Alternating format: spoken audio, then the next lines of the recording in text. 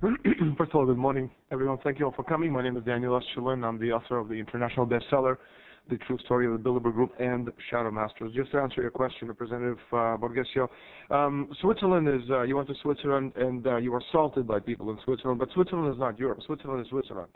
It's like going to the moon. It has nothing to do with Europe at all. The laws are different, the country is different, their philosophy is different. It's the epicenter of what's known as the Venetian black nobility. So Switzerland has nothing to do with anything we're seeing here on the European level. Now Monti, to answer your other question, is a lackey who has been put there to prepare for the next stage of the banker coup when the euro crisis will be hijacked to concentrate even more power into the hands of the very people who caused this crisis in the first place.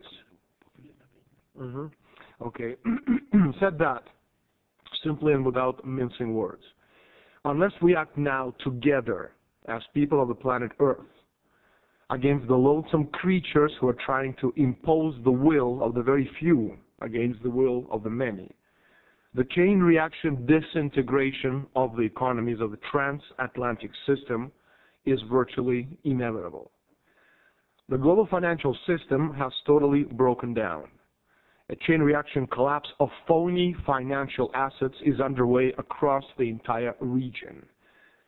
The entire transatlantic system is imploding under the weight of $1 to $2 quadrillion in speculative financial assets, which can never be paid no matter how many multi-trillion-dollar bailouts are imposed by the Obamas, the Blairs, the Camerons, or the Sarkozys.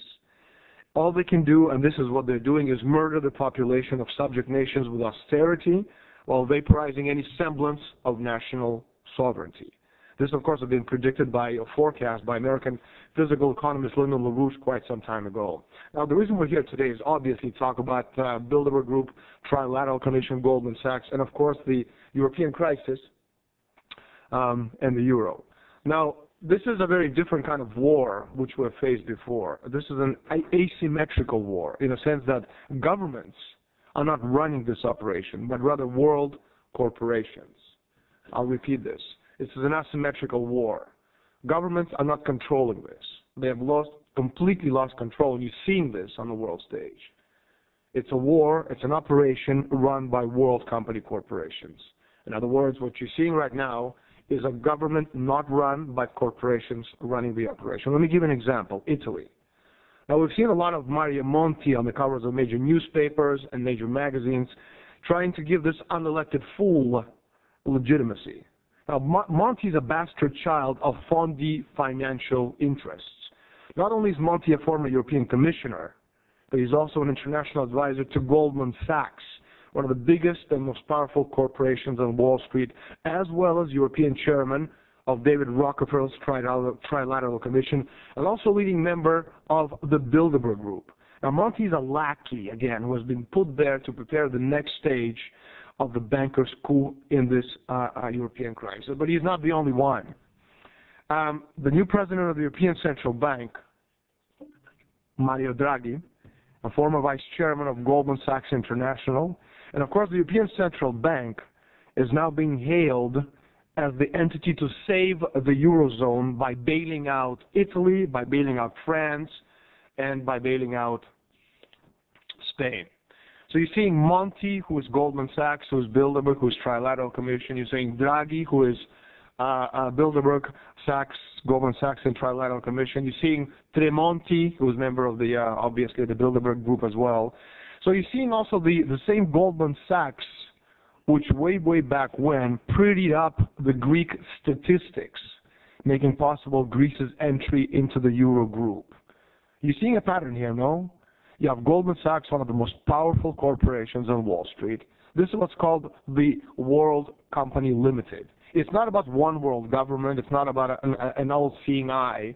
It's about corporations with a lot more power than any government on the planet. And Goldman Sachs, as Mario Borghezio said, is a very good example of that. And as much as Mario Monti will try to distance himself from his role and his position and his activities at Goldman Sachs, these things are simply inevitable. He was, he is, and he will always be a member of these private, unelected organizations who basically rule the world from behind the scenes. Now, Greek Italian, and soon to come Spanish bailouts, of course, is a facade of these operations. What they're trying to do is to blow up the system by, instead of allowing Greece to reorganize its money, they're imposing that Greece be used, that the Greek debt be bailed out by Europe. But then, as I said before, that debt is absolutely worthless. Just like the Irish debt is worthless, just like the Italian debt is worthless, just like the Spanish debt is absolutely worthless. It's garbage. It's monopoly money. So asking Europe, which is in the throes of a financial meltdown, to absorb an unpayable debt, which they never, ever can repay, means you're going for sure to destroy Europe. And it is being done on purpose because nobody, not even Barroso, who's a moron, believes that Greece, Ireland, Portugal, and Spain can be saved. Now, there are strings attached to a lot of these operations of trying to save these nations. And the strings attached to this particular bailout, which we're seeing right now, will accomplish precisely what the Eurocrats wanted all along. A close-knit political union, as Merkel called for recently, a federal superstate at the cost of European nation-states, surrendering control over their economies to unelected United Europe dictators like Herman Van Rompuy and his moronic sidekicks, José Manuel Barroso. Now, back in 2009, at the Bilderberg conference, and I reported this in 2009 with my Bilderberg report, I said that one of the solutions to the crisis, well, the people who met at Bilderberg, and amongst them, of course, Monti and Draghi and Tremonti and all these individuals, well, the idea of creating two Europes. On the one hand, the Europe, the first division, where you have the France, Germany, etc. nations who can actually pay their way, and on the other hand, the pigs, the Spains, the Portugals, etc. And we're seeing this right now. This is one of the key plans being put together by the people from behind the scenes. I have a lot more to say, but I think I'm going to stop, as I think there are people who want to ask questions. Thank you. I'd like to ask Mr. Estulin, what is the significance of today's news about the world's central banks combining to step in effect, as lenders of last resort? Thank you. I think we said, as I said in the beginning of my my conference, the system is broken, it's dead. There's very little you can do. There's simply not enough money in the world to save the speculative bubble. We're talking about $1 to $2 quadrillion worth in worthless debt. So no matter what you do, no matter how many trillions of dollars, euros, or rupees you print, you can actually never pay this thing off. So it's irrelevant. I'd like to address what you said earlier about what the question which was asked about the journalist. Combine a couple of things here. One of the things that we're seeing right now, when you asked about Italy and scooters and growth in northern Italy, it's apparent on the world stage. We're talking about zero growth. The concept is zero growth. 300 years ago, circles around Gottfried Leibniz, a genius, German genius who invented calculus, they knew that progress and growth are directly proportional to population density. So if you want to increase the population and you have technological progress and growth, you're going to have more people on the planet. Consequently, if you're the elite, and see, the point is that we're living on a small planet, Earth, with limited natural resources.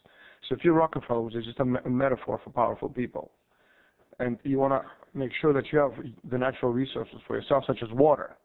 You know, you don't want planet Earth to have 40, 80, 100 billion people. There's just simply not enough natural resources. So what they're doing right now is logical, all right? It's logical. They're destroying the world economy on purpose. Rockefeller doesn't need to sell you shoes, okay? He has all the money in the world. They got all the money in the world. They got quadrillions of dollars in cash, land, okay, cows. What they need is for you and I to die so that they can drink their water. You know, I cannot say it any clearer than that. Which is one of the reasons we're seeing so much in the press on daily basis, the phrase zero growth. If you have no growth, if you have no development in any technological or any other way, there's going to be a decline in the population base. That's one of the reasons they're talking about this. That's why they're destroying the world economy on purpose. And you have people like Monti, you have people like Draghi, you have people like Papademos, all of these individuals that are there, but they're caretakers. They know they're actors on stage. They know the role they play because, again, Monti goes to all these meetings. He's an insider, all right? He understands what's going on. One of the reasons he's chosen to actually become a prime minister, and he was chosen, he wasn't elected. He's a bastard child. He was elected, he was chosen to be the prime minister or caretaker of Italy, because they know they can trust him to do what he's told to do. Just like they can trust Barroso to do what he's told to do. Just like they can trust Van Rompuy to do exactly the same thing.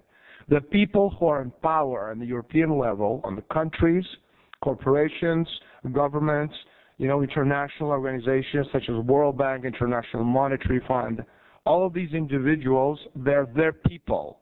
Nobody who actually thinks of a nation-state republic, which has given us everything we have in the last 650 years, from constitution to our own currency, nobody who actually is pro-nation-state republic actually is in any positions of power. If that had been the case, this man would have been the president of Italy. Ringrazio molto Daniel Estulin, vi assicuro che lo mancheremo periodicamente di far giungere al Parlamento europeo la sua voce indipendente.